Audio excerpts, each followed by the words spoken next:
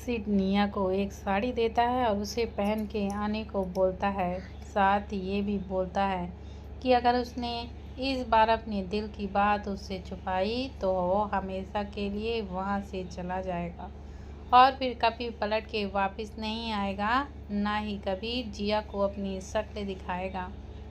निया सिड को बिना कुछ बोले ही वहाँ से निकल जाती है। सिड भी मुस्कुराते हुए बाहर निकल जाता है क्योंकि उसे पूरा यकीन था कि निया जरूर आएगी और उसके इश्क को कबूलनामा भी देगी। निया चेंजिंग रूम से बाहर आती है और रूह को चलने को बोलती है।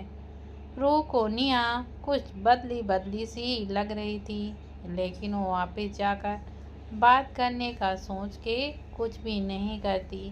निया रूह को चलने को बोलती है, लेकिन तभी रूह बोलती है, दी आपने लिए तो कुछ भी ले लो यार, ऐसे ही थोड़ी जाएंगी आप। निया ने अपने लिए तो कुछ लिया भी नहीं था। निया जाके अपने लिए ऐसे ही कुछ उठाने लगती है। रूह उसे वॉशरूम का बोल के चली जाती है। वहीं अर्णव की मीटिंग भी अब खत्म हो चुकी थी। वो रूम से बाहर आता है और सिड को कॉल करने लगता है।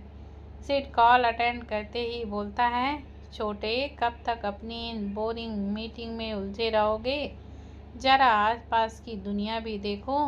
तुम्हारी सारी और मेरी घरवाली तुम्हारी घरवाली के साथ मॉल आई हुई है। जरा सौंदर्य दर्शन करो। अभी अभी वॉशरूम गई है सेकंड फ्लोर पे। मैं चला, तुम भी जाओ मिल लो उससे। तब तक मैं मेरी वाली को संभाल लूँगा। सिड अपनी बात ख़त्म करके कॉल को कट कर देता है। अर्णव बेचारा फ़ोन को ही घूरता रहता है, लेकिन रूह के बारे में सोच के उसके फेस पर एक बड़ी सी स्माइल आ जाती है। वो सेकेंड फ्लोर के लिए निकल जाता है। रूह जैसे ही वॉशरूम से बाहर आती है, अर्णव उसके मुंह पे हाथ रख के उसे कमरे में खींच लेता है। रूह उस टच को अच्छे से जानती थी, इसलिए वो भी ज़्यादा रिएक्ट नहीं करती, वरना कोई और इस जगह होता तो अब तक का उसका हाल अच्छे जैसा कर चुकी होती। अर्णव उसे रूम में लाके डोर लॉक कर देता है। वो जैसे ही पीछे मुड़ता है, रूह दोनों हाथ बांधे खड़ी बस उसे ही घूर रही थी और अर्णव को जैसे उसके घूरने से घंटा फड़क पड़ रहा था। अर्णव आराम से जाके काउच पर बैठ जाता है। रूह चिढ़ते हुए उसे देखती है और फिर वह उसके पास जाके बोलती है, ये क्या हरकत है? कुछ बोलोगे या मुंह में फेविक्विक डाल के हमेशा के लिए बंद कर लिया है?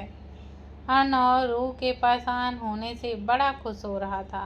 वो मन में बोलता है, तुमने मुझे अभी तक जितना परेशान किया है ना, ये तो उसका 1% भी नहीं है।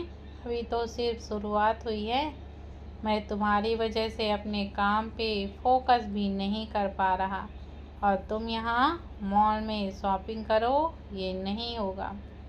रूह अर्णव के कुछ ना बोलने से और भी ज़्यादा चिढ़ जाती है। वो उसे गुस्से से बोलती है, कोई काम नहीं है ना तुम्हें? लेकिन मुझे है। मैं जा रही हूँ, तुम भूत बन के बैठे रहो। रूह इतना बोल के वहाँ से जाने लगती है कि उसे अर्णव की आवाज़ सुनाई देती है। वो बोल रहा था, तुमने ही तो बुलाया था मुझे मिलने को, और देखो बिल्कुल 4 बज चुके हैं। टाइम पास तो तुम कर रही हो, मैं तो तुम्हारी ही सुन रहा हूँ और तुम मुझ पे ही भड़क रही हो। रूह टाइम देखती है तो शाम के 4 बज रहे थे। वो अर्णव की ओर मुड़ के बोलती है, मुझे ध्यान नहीं रहा। अर्णव उसे बैठने का इशारा करता है तो रूह बैठ जाती है। अर्णव उससे पूछता है, क्या लोगी? रूह ना में अपना सिर हिला देती है। अर्णव आगे पूछता है, बोलो क्या बात करनी थी तुम्हें मुझसे?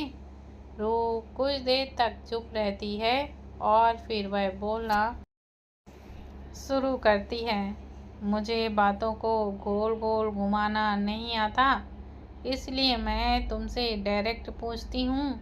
ये सब जो कुछ भी हो रहा है, कंपनी को नुकसान, हवेली खाली करवाना और उन अंकल के घर में ब्लास्ट, सब बोल रहे हैं कि ये सब तुमने किया है।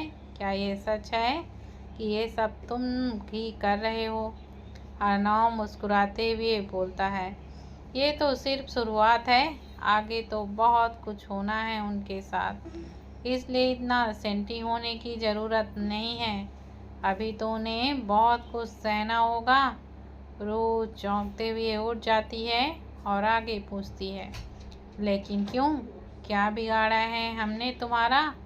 अगर तुम सोहन वाली बात से अभी तक नाराज हो तो उसके लिए तो मैं तुमसे पहले भी माफ़ी मांग चुकी हूँ, और अगर फिर भी तुम्हारा मन नहीं भरा तो फिर से तुमसे माफ़ी मांग सकती हूँ, पर प्लीज़ ये सब बंद कर दो। तुम्हें पता भी है कितनी तकलीफ़ हो रही है। कोई अंदाज़ा है तुम्हें? क्या फ़र्क पड़ेगा?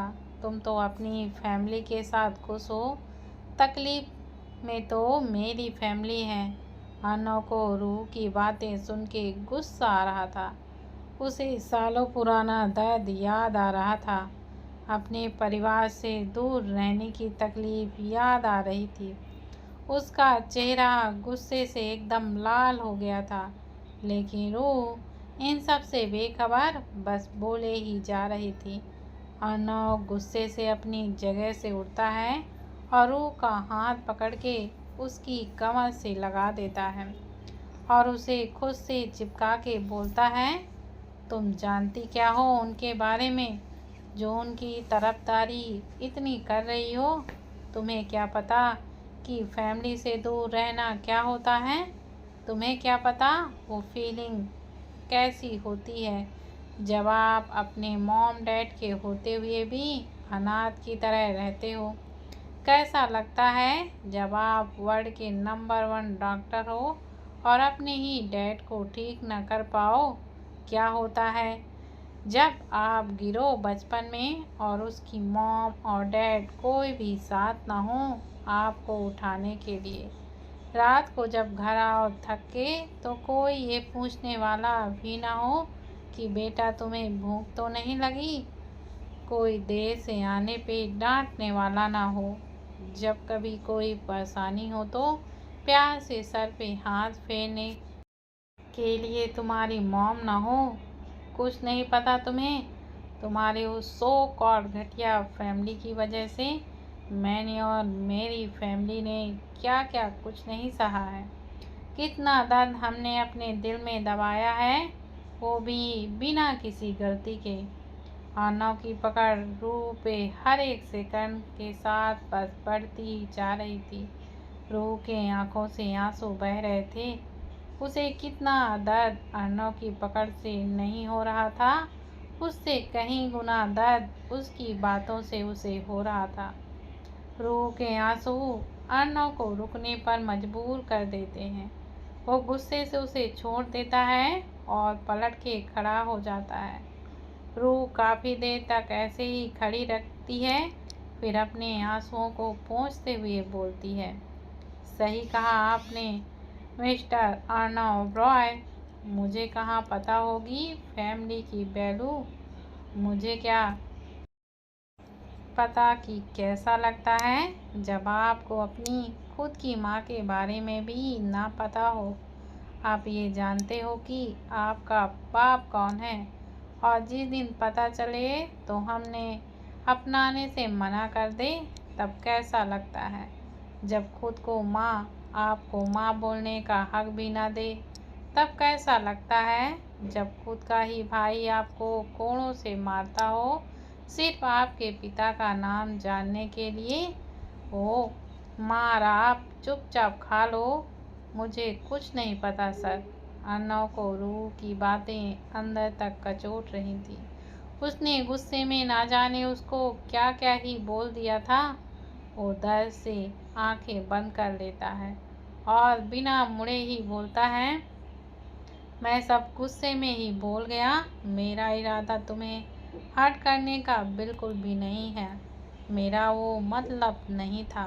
रूह अर्नव की बात को बीच में ही काटते हुए बोलती है, तो क्या इरादा था आपका सर? आपको पता है आपकी प्रॉब्लम क्या है? आपके सीने में दिल ही नहीं है।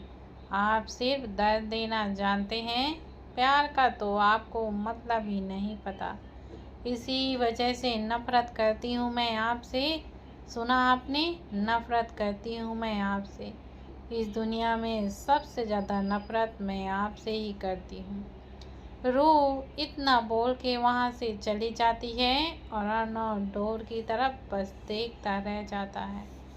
आज तो उसे खुद पे ही गुस्सा आ रहा था कि वो इतना गुस्सा क्यों करता है, अपने गुस्से पे काबू क्यों नहीं रख पाता। वो गुस्से से उस रूम की चीज़ों को बस तोड़ने लगता है। तोड़ भी सकता है भाई, इतने पैसे हैं कि पैसों की गिनती भी नहीं है। तो क्या करेगा उनका? कहीं तो उसे इन्वेस्ट करने ही होंगे, इसलिए होटल पे ही इन्वेस्ट कर रहा है। सब उसको रिटर्न नहीं मिलेगा।